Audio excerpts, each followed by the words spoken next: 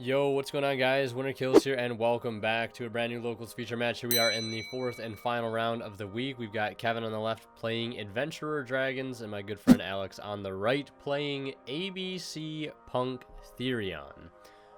So yeah, it's going to be a pretty exciting match. We're going to see Alex win die roll here, opt to go first, lead with a Union Hanger that will get ashed. I always feel like ashing Union Hanger is such like a -1 sometimes, especially if what happens, like what we're seeing now, where they just have a piece anyways. It's like you'd almost rather have Ogre or something for the piece effect or just for Union Hanger effect, because like I just always hate ashing Union Hanger, but I guess you have to and put him on half the piece, right? So we're gonna see him go ahead and bring up the B and then link into Platinum Gadget. C is gonna summon A from hand, and then we're gonna see also get the search of the B. Or no, not Platinum Gadget summoning one from hand. I think C summoned from hand, then B added one. And then Platinum Gadget now summoning the other piece to get all those pieces in rotation, going for IP Masquerena. And A will add one back when it is linked off, and then we're going to see him banish A, B, and C from the grave to go ahead and summon ABC Dragon Buster, set one and pass. So, yeah, pretty much just full combo there. Even with Ash on Union Hanger, we're going to see Kevin start with the Enchantress, banishing itself from hand to go ahead and add the Rite of Aramasir. He has the right. Oh, he has the right. Also see Copy of Snow, Quick Launch in hand. I think I see Rocket Recharger as well. So we see him activate right. That's going to go ahead and summon out the token. Go ahead and get Fateful.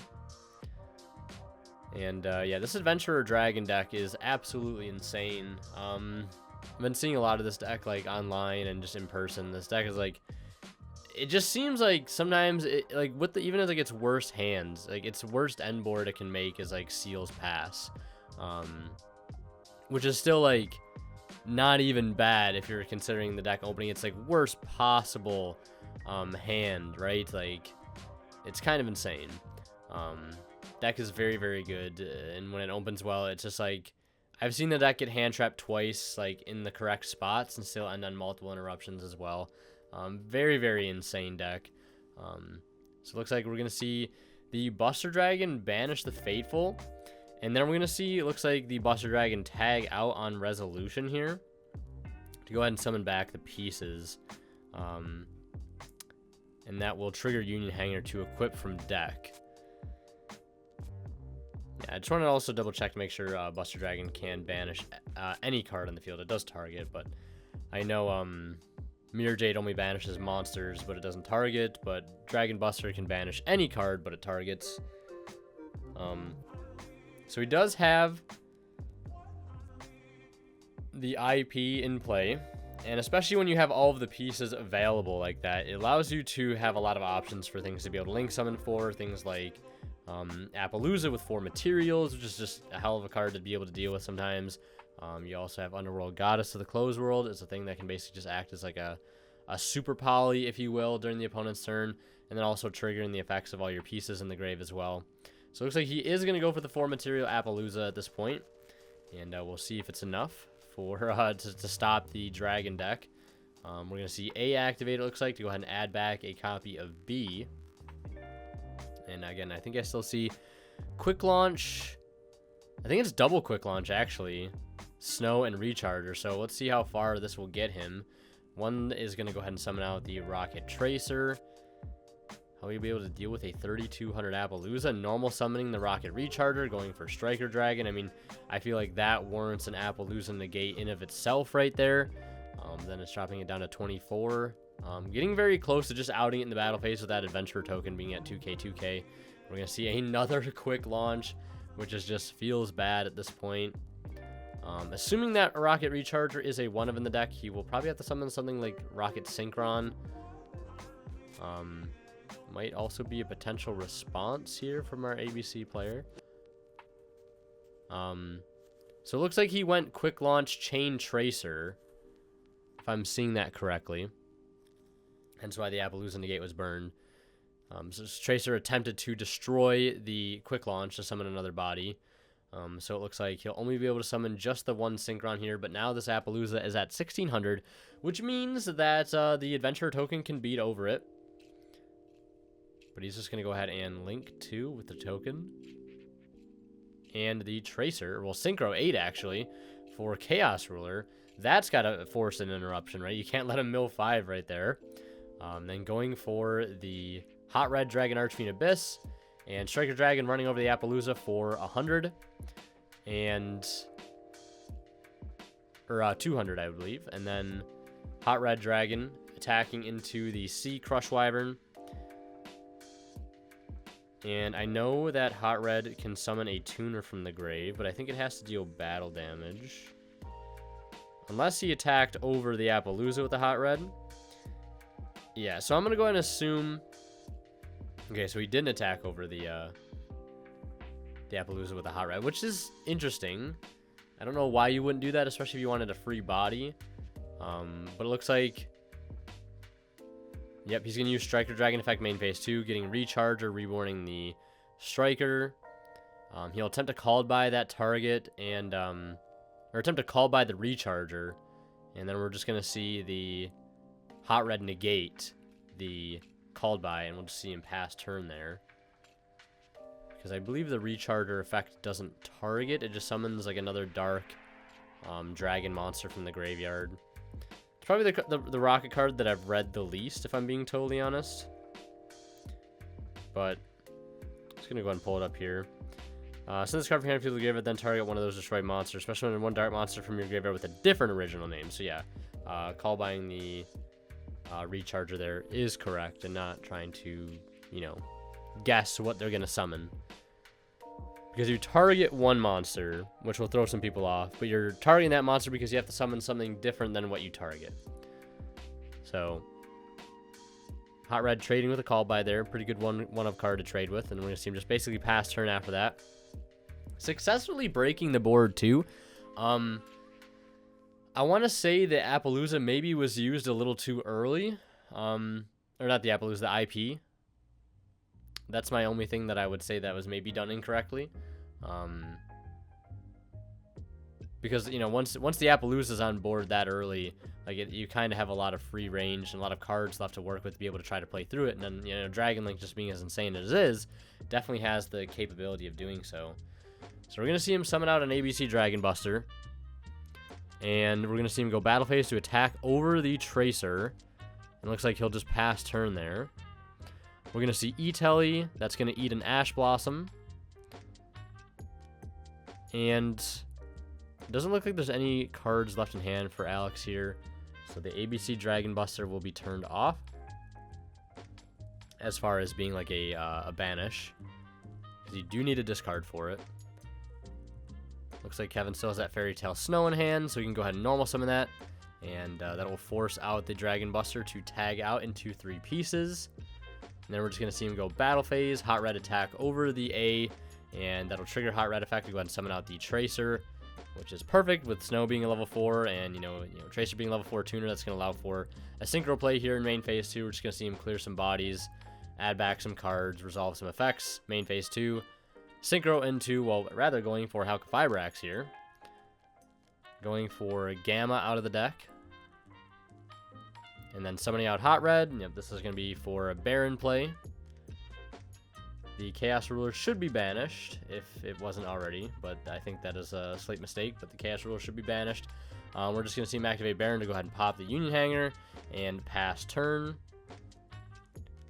And all I see are, I think, 2 ABC pieces in hand and a Pot of Prosperity, which the ABC engine at this point has been pretty much exhausted. I think both Dragon Busters are in grave, and I believe his list was only playing 2 Dragon Buster, so a third one might not be possible at this point. We're going to see him normal a piece, and then go for what might be a Link 3 here, right, for Nightmare Unicorn. And this will be a chain block to Nightmare Unicorn, so he'll have to use the Hot Red on it. But, I mean, I really think this is probably just game here, honestly. I don't really see what the cards that he has available, especially without there being a third Dragon Buster in the extra deck. I really don't know. I mean, Pot of Prosperity could get you into a Regulus, but Regulus is probably just going to get negated by Baron. And then from there, you really just don't have a play. So, yeah, because I mean, you definitely hot red negate the unicorn for sure. So we're going to see A activate here, add back A, and then C is going to go ahead and summon out. So actually not using unicorn here, I guess. Probably wanting to keep the hand advantage. And I guess this makes sense because he can go ahead and just have an access code play available regardless. And then he won't be able to respond here. But on resolution, hot red still just negates. So I feel like you definitely unicorn there and get rid of an extra card because, like, you might as well make him use the negate anyways, and then the access code can just run over the Baron. I feel like that was probably correct, but yeah, that definitely could have been played maybe a little bit more optimal there. But we're going to go into game 2. We're going to see ABC go first. Unfortunately, not opening up playable here in game 1 or in game 2, so they're just going to have to pass their turn. Unfortunate for my friend Alex. We're going to see Kevin lead with the E-Telly into Xiamen. And then I imagine we'll see Xiamen effect here. Pay 600. Go ahead and search out from the deck another Punk. It's not Xiamen. We're going to see him add the Foxy Tune here. And then on resolution, we're going to see Droll Knockbird. Pretty strong card to have. Definitely, I think, one of the better, more impactful hand traps against the Dragon Link deck. That and Nibiru. I think Droll and Nib always have been very, very strong. Very, very high impact against the deck. We're going to see him activate the Foxy Tune, discarding itself in Gamma to go ahead and summon out the Deer Note. And then we're going to see a Chaos Ruler play here. See how much he'll be able to play out of the grave this turn. So Chainlink 1, Chaos Ruler. Chainlink 2, Deer Note, targeting the Xiamen. Cut the deck, and then we'll see what the mills are. Ogre, Enchantress, Veiler, Ash, Veiler. So, I mean, just getting a free hand trap here. Well, not getting a free hand trap because he's under Droll. Would have been a free hand trap. But Droll already putting in some work there. Really not milling too many extenders, just getting a bunch of, like, tuner names and lights in the grave, which I guess is better than nothing. We're going to see him E-Telly out for a Gamma. You know, playing Gamma in this deck has double utility, especially when you're playing Punks with the E-Telly. So not only can it be a hand trap, a good solid going second card, but it can also just be, you know, an E-Telly target for Baron, which is super awesome. Then we're going to see him commit the normal summon of a Rocket Tracer. And then he does have a quick launch in hand, which can go ahead and get to Rocket Recharger, which can get him into another Synchro 8, or it could get him into Hulk. See which one he decides to go ahead and summon. Striker Dragon turned off here. Obviously, no reason to link one for that for, like, Boot Sector. And it looks like we're also seeing him chain the Tracer to the quick launch, so he'll get 2 bodies out on field here. You might as well. Then we're going to see him go Link 1 for Striker Dragon, obviously no effect. And then linking those 2 into Hulk, or not Hulk, going for Dark Charmer here. Okay, interesting. And then going for Borreload Savage Dragon, probably just doing this to get a Link in the grave for a Borreload Savage play. And then we're going to see a Gamma come down here on the Borrel Savage. We won't see him use the negate of Baron there. Probably afraid of another hand trap. Gamma putting in some work on both sides. And we're going to see him summon back the Chaos Ruler by banishing Striker Dragon and a copy of Effect Veiler. And honestly, if he didn't have the Gamma, that was going to be game right there. You'd have a 3,500 Borrel Savage, a 3k Baron, and an 1850 Charmer, which I think would, yeah, that would have been enough for a game. So instead, we're going to have to see him go Battle Phase and then clear the Gamma and the Driver, which is a little scary as he gets in for 3,000, just because now any future Gammas that he draws will be live because that Driver is not banished like it normally gets banished, because we see people usually use it on other players' turns and it just gets banished in the end phase. But this is a little bit different since the Battle Phase was available here. And he will be able to have that available engraved to be able to summon back. And I do see a Gamma in hand for Alex here, which is really strong. So that can basically trade with anything later on. We're going to see him normal summon the B. B is going to crash into the Dark Charmer for 350. We're going to see Regulus activate here and targeting the B. And there's the Gamma. It's going to trade beautifully here. Not only just giving him free bodies, but Regulus also successfully hitting the field now. And Regulus with Union Monsters is just like chef's kiss in terms of, you know, defensive cards and an extender like we have here in ABC, with all the monsters being unions, be able to unequip themselves and special summon themselves, or like an Earth Machine, how you have the gear frame interaction. Just making Regulus just a bit more than it is in some other decks, offering the ability, like outside of like pure Therion, because obviously all those cards work very well with each other, but just being able to summon out whatever you equip to it because of the union mechanic is just so good. And then he's going to basically get access to a free Helka Fibrax here, thanks to the Gamma resolving. And Alex didn't really start off too well here in game 2, but able to get back into this one, all off the help of a Regulus and a crashed B Buster Drake, and a Psyframe Gear Gamma, getting him right back into the game. Not only did Gamma stop the OTK on the Boral Savage, but it also helping him play through the Baron and helping getting that Regulus to resolve. Absolutely fantastic card here, obviously, in a deck. You know, if your deck can afford to run Gamma, like, it's kind of a no-brainer. So we're going to see the Hulk summon out of Jet Synchron here. Also, another interesting thing, too, is if we would have seen that Baron negate the Gamma, I feel like that would have been just an OTK, but he was probably respecting another hand trap. You know, when you see your opponent pass like that on their first turn, it's obviously a sign that they did not open up well. And if your opponent didn't open up well, it means they didn't open up Engine. And if they didn't open up Engine, what are they opening most of the time? Either their Engine garnets or bricks, or they're opening things like hand traps. So it's probably respecting another hand trap, perhaps something like Nibiru, because Gamma plus Nib would have just been a complete wipe right there, hands down. So we're going to see him go into Platinum Gadget.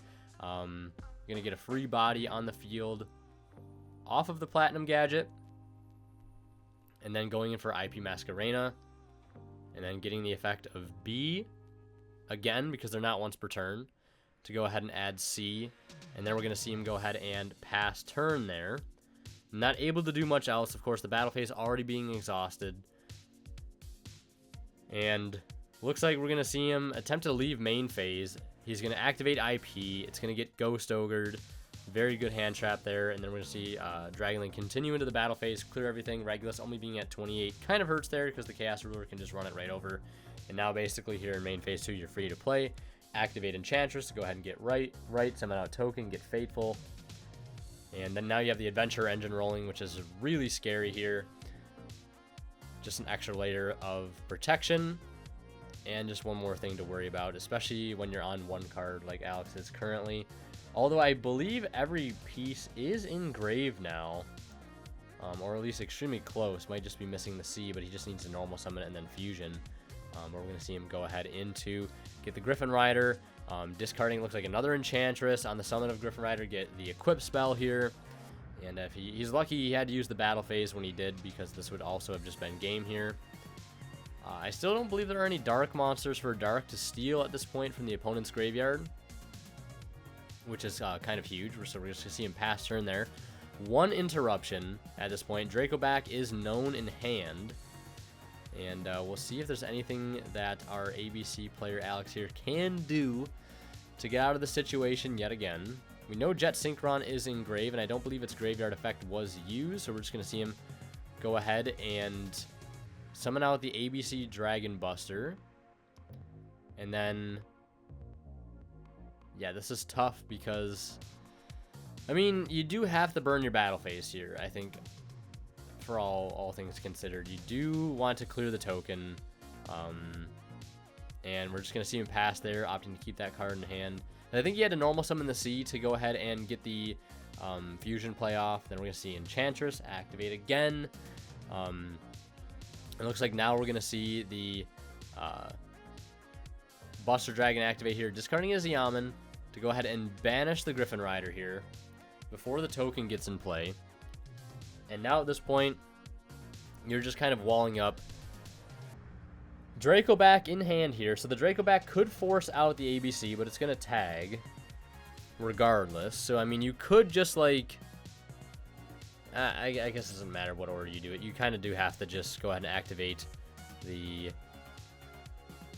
Equip. Attempt to bounce it. It's going to tag out for 3 pieces. And then we're going to see him go ahead and normal summon the Enchantress here. Could have also just special summoned it. just via its effect. And then if he's able to get to some kind of normal summon later on. So then we're going to see him attack with everything. And we're going to see B activate to add A. And then Token will swing in for 2,000. And at this point, I'm looking at Borrowland in the extra deck, but I don't know necessarily how you get to the Borrowland here in the most like resource efficient way. But honestly, it might not even matter. We're gonna see him maybe go for a triple burst here, which is generic. Just checking out all of his options in the graveyard. So he's gonna go for Unicorn. And then we might just see him link off everything here. Yep, gonna go right for Borrowland. And talk about a card to have to out late game. Also remembering to banish the Chaos Ruler there. There you go. Yeah, this is going to be one hell of a card to try to out late game. But if it's any deck that's going to be able to do it with relative ease, I could see it being the ABC deck because it does play the Underworld Goddess of the Closed World, which is one of the best ways to out a card like this, is because it doesn't activate, it simply just happens. You don't even give them a chance to respond. And it's also a negate that cannot be responded to, which is pretty strong. Cannot be destroyed by battle or card effects, and cannot be targeted by monster effects at 3,500. And yeah, so we're gonna see a set rotation get activated here. Pretty good top deck at this point. We knew that we knew that B was enhanced, so set row was the top deck. And he could go ahead and get Disc Coliseum here, as that would get him access to Regulus for basically little to no cost. Looking at Disc Coliseum there, and that can get a piece out of Grave, which can act as an extender. And then he still has this normal summon of B as well. And we'll see exactly what field spells he's going to opt to go for here. I mean, I feel like Disc Coliseum is pretty correct. But definitely looking at the Disc Coliseum there.